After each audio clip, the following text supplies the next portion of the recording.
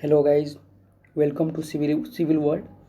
तो पिछले वीडियो में मैंने डिस्कस किया था सॉइल प्रॉपर्टीज। जो इस वीडियो में डिस्कस करने वाला हूँ classification of soils. SSC JE में बहुत ही इम्पोर्टेंट टॉपिक है। जनरली इससे हर एक साल 2 या 1 क्वेश्चन जनरली पूछ लिया करता है। तो चलिए हम शुरू करते हैं। फर्स्ट क्वेश्चन क्या बोल रहा है कि an inorganic clay of high compressibility is represented by the symbols. यानी कि पहले समझते हैं पहले हाई कंप्रेसिबिलिटी होता क्या है। आपने देखा होगा कि लिक्विड लिमिट जो होता है of soil is taken is basis of compressibility index. यानी कि लिक्विड लिमिट जितना ज़्यादा होगा उसका कंप्रेसिबिलिटी उसका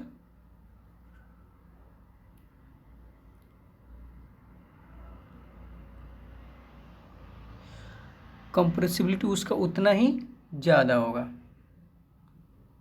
ओके, सो पहले हाई कंप्रेसिबिलिटी का रेंज क्या होता है। अगर 35 से लिक्विड लिमिट 50 के बीच में रहता है तो उसको मैं क्या बोलता हूँ, इंटरमीडिएट कंप्रेसिबिलिटी।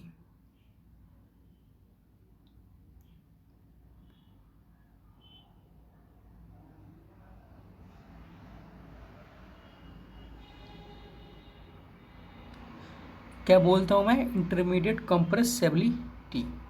और हाई कंप्रेसिबिलिटी क्या होता है, अगर लिक्विड लिमिट का वैल्यू 50% से ज़्यादा है तो उसको हम लोग हाई कंप्रेसिबिलिटी बोलते हैं। ठीक है, आपने हाई कंप्रेसिबिलिटी समझ लिया। ठीक है, उसके बाद क्या होता है कि यहाँ पे पूछ कह रहा है इनऑर्गेनिक क्ले, और इनऑर्गेनिक क्ले मेरा क्या होता है, सील्ट होता है। और इनऑर्गेनिक जो भी होता है सील्ट, हम लोग उसको डिनोट करते हैं एम से। ओके, अब ऑप्शंस में देखें, यहाँ पे हाई कंप्रेसिबिलिटी यानी कि एच होगा लास्ट में और एम होगा। तो ये देखिए सी एच, ये सी एच क्या है, ये तो ऑर्गेनिक के लिए है। अगर ऑर्गेनिक यहाँ पे दिया रहता और हाई कंप्रेसिबिलिटी होता तो फर्स्ट का ऑप्शन बी होता। लेकिन यहाँ पे क्या दिया है, इनऑर्गेनिक क्ले दिया गया है। और इनऑर्गेनिक क्ले का क्या होता है, एम होता है। और हाई कंप्रेसिबिलिटी क्या होता है, इसका सिंबल एच होता है। यानी कि फर्स्ट का आंसर मेरा क्या हुआ, एक answer D is the right. Okay, second question क्या बोल रहा है, सेकेंड क्वेश्चन बोल रहा है कि uniformity coefficient of wheel graded sand क्या होता है। यानी कि यूनिफॉर्मिटी कोफिशिएंट पहले होता क्या है, यानी कि अगर सी यू इक्वल D60/D10 होता है।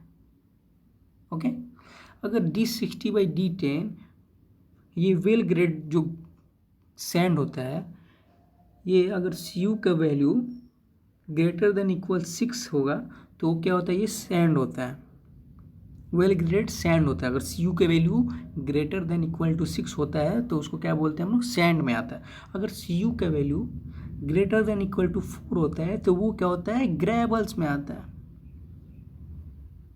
ओके, तो यहाँ पे क्वेश्चन क्या दिया गया, तो uniformity coefficient of well graded sand is, तो इसका ऑप्शन क्या होगा, ऑप्शन में देखते हैं A is the less than 2, नहीं, ये option A is wrong, option B is the B wrong, option C क्या बोला, option C is the right, यानी कि the greater than is equal to 6। Okay, third क्या बोल रहा है कि uniformity coefficient of soils is, यानी कि किसके बराबर होगा, ऑलवेज लेस देन 1 होगा कि ऑलवेज इक्वल टू 1 होगा कि इक्वल टू और लेस देन 1 होगा, या ऑप्शन डी क्या बोल रहा है, इक्वल टू और ग्रेटर देन 1 होगा।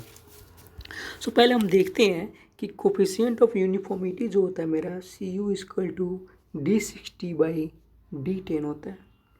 D60 को D10 को क्या बोलते हैं, पार्टिकल साइज बोलते हैं। ठीक है, तो ये देखिए अगर मेरा D60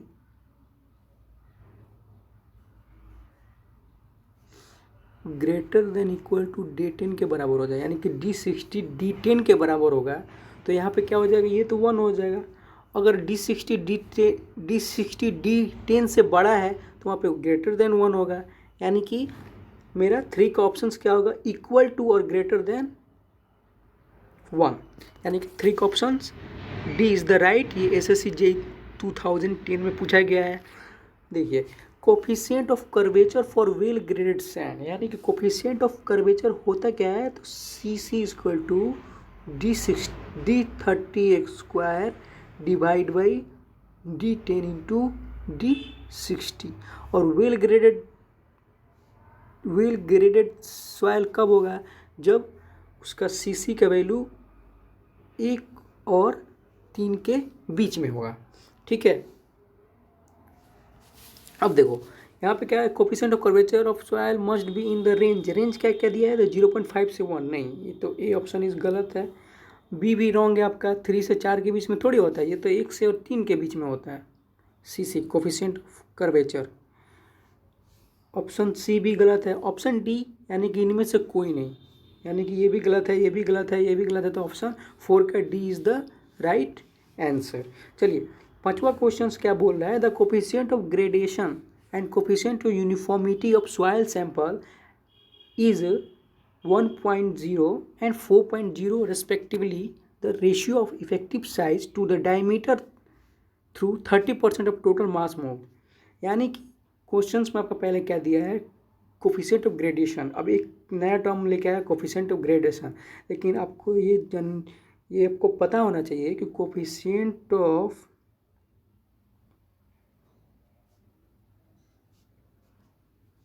कर्वेचर को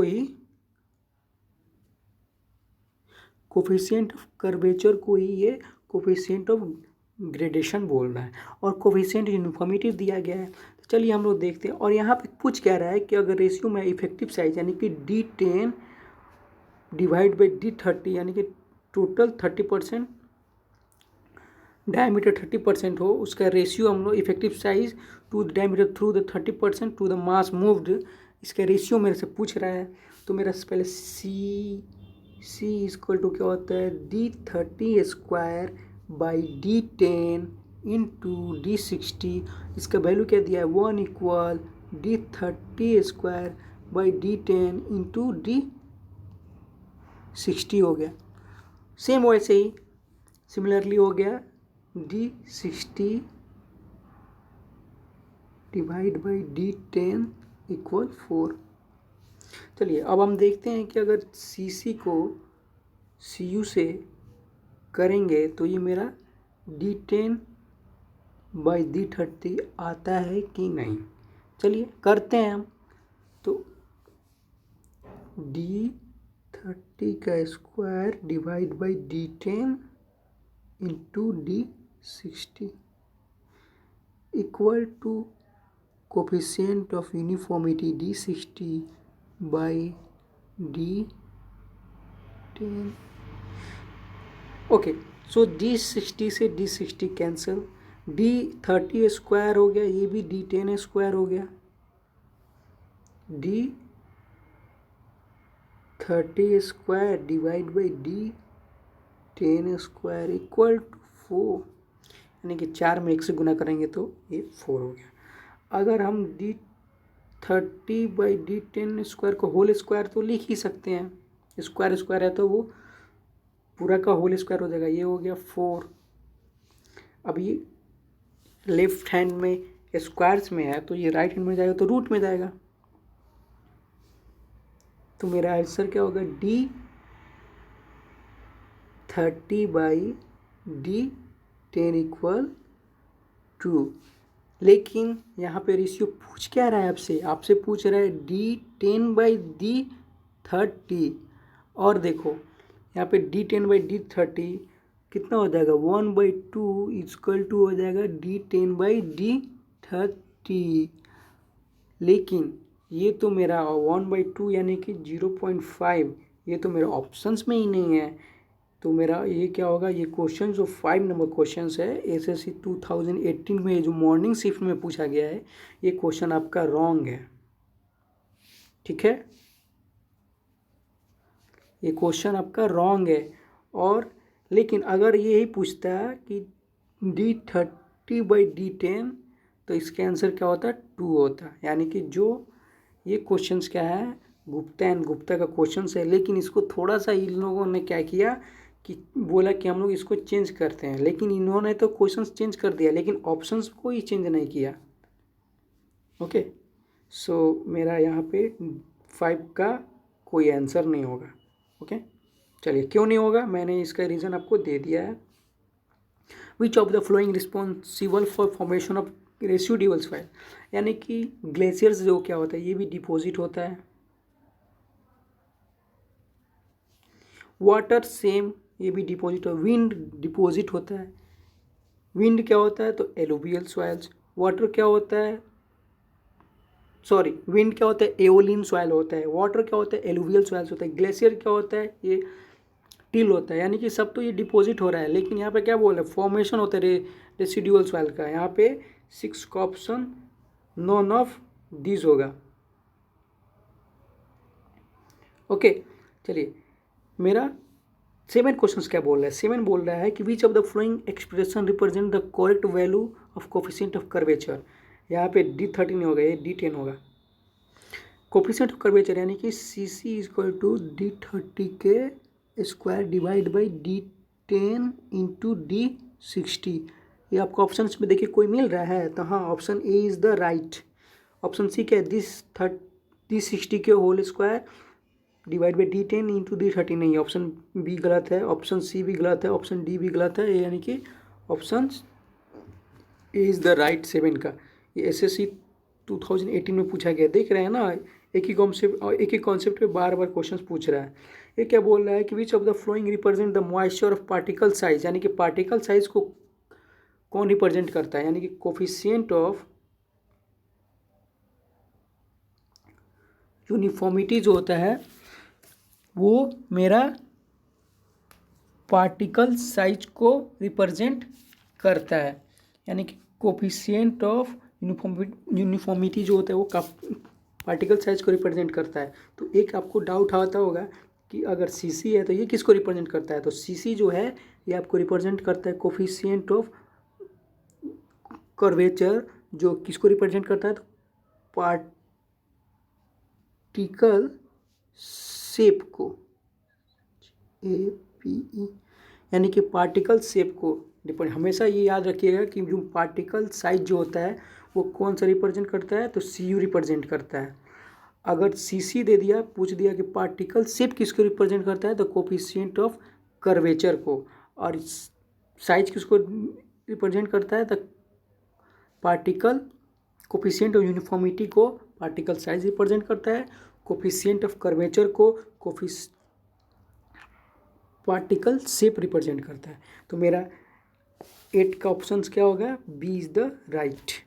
चलिए फिर पूछ लिया कि कोफिशिएंट ऑफ कर्वेचर जो CC होता है इसका रेंज कितना होता है, 1 से 3 के बीच में होता है।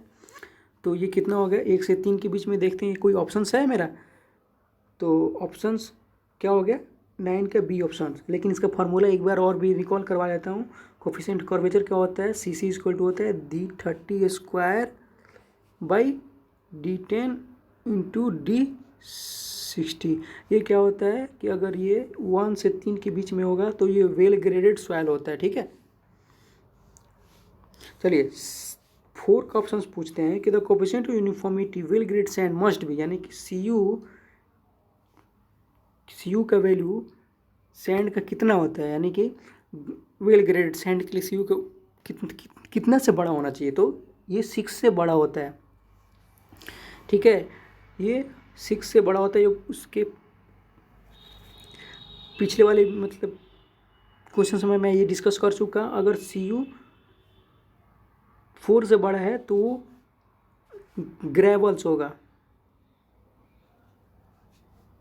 ओके, पूछ रहा है कि grading on A grading curve of gap grading represented. तो रिप्रेजेंट क्या करता है, एक आपने ग्राफ पढ़ा होगा, वो ऐसे ग्राफ आता है, फिर यहाँ से ये टिल्ट हो जाता है, फिर यहाँ पे हॉरिजॉन्टल हो जाता है, और यहाँ से ये गैप देता है इन लोग यहाँ तक।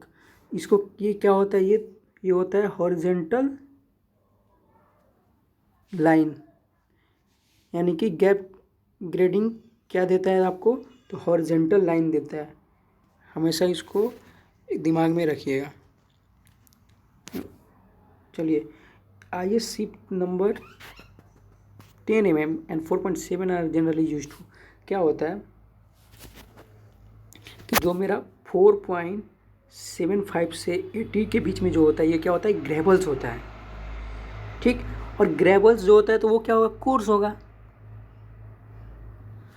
और कोर्स होगा तो यानी कि ये क्या होगा, कोर्स सेग्रीगेट होगा, यानी कि और ये जो है 10 और से 4.7 के बीच में, ये तो 4.7 और 80 mm के बीच में ये रेंज में आ रहा है, यानी कि क्या होगा, ये कोर्स सेग्रीगेट होगा, यानी कि आपका 12 का option A is the right. चलिए 30 क्वेश्चन क्या बोल रहा है, which of the flowing soil plasticity index is maximum.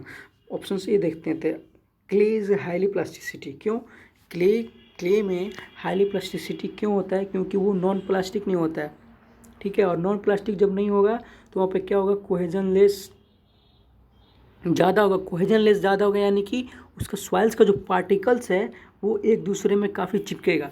लेकिन बाकी सब, एक कोबल है, ग्रेबल्स है, सिल्ट है, इन लोग में क्या होता है, ये नॉन प्लास्टिक होता है। नॉन प्लास्टिक होगा तो क्या होगा, वहाँ पे क्या होगा, कोहेजन जो होता है वो बहुत कम होता है, यानी कि यहाँ पे सी क्या होता है, सी इक्वल टू 0 हो जाता है। कोहेजन को सी से रिप्रेजेंट करते हैं, डिनोट करते हैं, यानी कि ग्रेबल्स भी नहीं होता है, सी इक्वल टू 0 होता है, सील्ड का भी होता है, कोबल्स की भी होता है, लेकिन जो मेरा ये क्ले जो होता है वो हाईली प्लास्टिसिटी होता है। सो 13 का option A is the right. चलिए पूछा कि the grain size of medium grain sand lies between, यानी कि जो मेरा सैंड का ये जो होता है वो कहाँ से कहाँ तक उसका साइज रेंज कहाँ से कहाँ तक होता है। तो चलिए सैंड का जो मेरा रेंज होता है, सैंड का बता दूं आपको, वो 0.075 से 4.75 mm के बीच में होता है। और यही सैंड आपको 3 भाग में बंटता है, एक होता है 2.0 से लेके 4.75 mm के बीच में होता है, इसको क्या बोलते हैं हम लोग, कोर्स सैंड।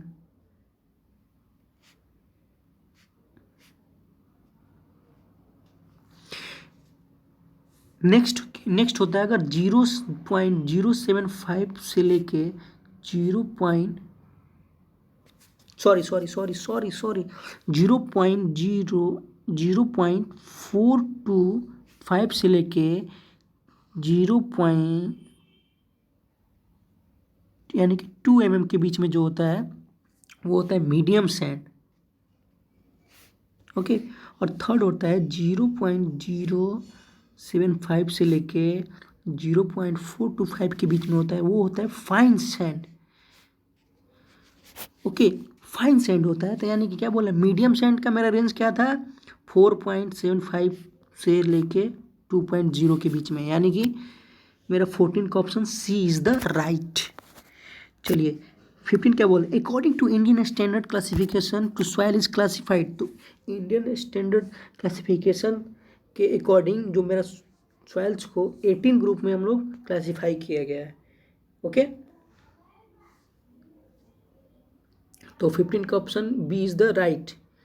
लेकिन फॉरेन अमेरिकन के हिसाब से वो जो स्टैंडर्ड क्लासिफिकेशन सॉइल किया गया है वो 15 ग्रुप में किया गया है, ठीक है। चलिए ये बोल रहा है 16 क्वेश्चन क्या बोल रहा है, 16 क्वेश्चन बोल रहा है कि the diameter of sieve use for finding liquid limit, यानी कि लिक्विड लिमिट को निकालने के लिए मेरा डायमीटर कितना होता है। वहाँ पे लिक्विड लिमिट में हम लोग क्या यूज़ करते हैं, हाईली लिक्विड लिमिट कौन होता है, तो मेरा क्ले होता है। और क्ले को हम लोग वहाँ पे कैसे ग्रेन एपरेटस में यूज करते थे, यानी कि लिक्विड लिमिट निकालने के लिए। और वहाँ पे जो क्ले के लिए जो भी मेरा ये डायमीटर यूज करते थे वो कितना था, 4 to 5 माइक्रोन का होता था, यानी कि 16 का ऑप्शन क्या होगा, D is the right, okay. Unified soil classification system was originally develop, यानी कि यूनिफाइड जो क्लासिफिकेशन सिस्टम है इसको किसने डेवलप किया था, तो इसको हमने जानते हैं, इससे जनरली ये पूछ लिया गया है, ये सबसे बेसिक क्वेश्चन है।